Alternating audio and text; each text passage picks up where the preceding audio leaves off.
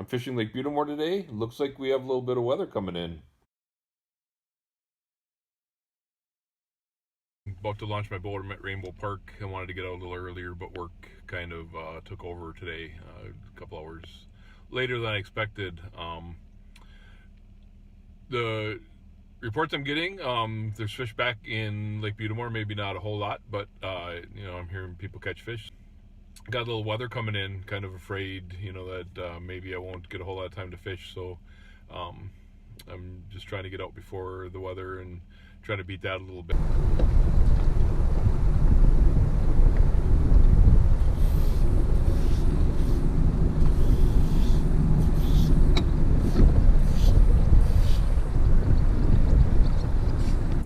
Windy out today.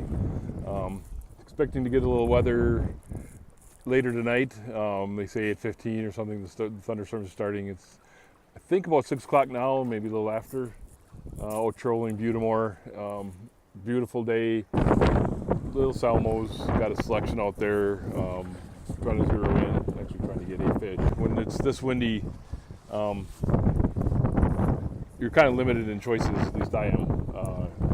Trolling can work if you do it right. Any kind of vertical jigging or whatever is kind of out of the picture. It's really hard to control the boat. Could anchor up somewhere. That's Sunset Point where I am right now. That's kind of the classic presentation. But unfortunately, I didn't put my anchors in the boat. So on Lake Michigan, they'd use the term sporty to describe this weather. Actually, this is nothing on Lake Michigan. If we had 20-mile-an-hour winds coming across the lake, it would be 4 footers.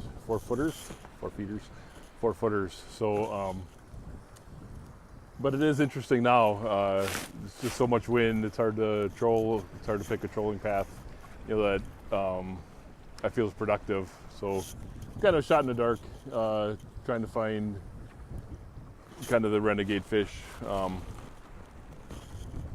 But it's still blast being out here, 77 degrees. It's summer.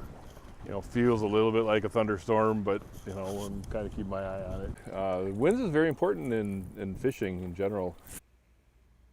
Other ways wind is important in fishing. The pros will tell you that you want to always fish on the wind-blown shore. So if the wind's blowing from the east, you want to be on the west shore.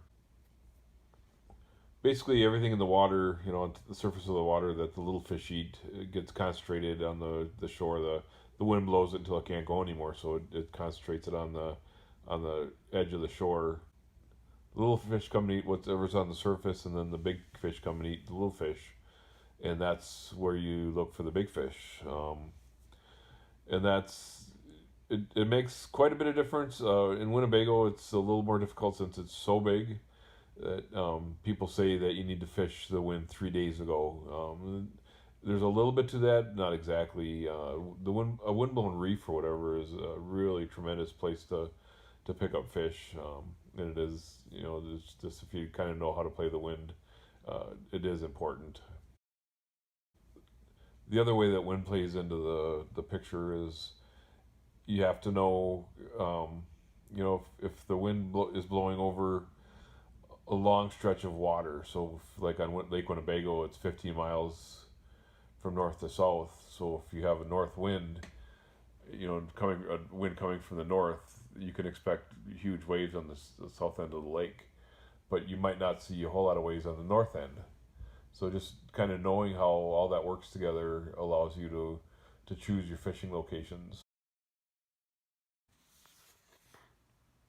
So that's the report for today. The wind died down a little bit at the end of the day. I was able to jig the shoreline a little bit. I did see one boat bring in a fairly decent sized fish. So they are around. I think they're just spread out and, maybe not as many as you normally see this time of year. This was trip 14 of 100, still at 42 walleyes. And with this information, let's get out and fish.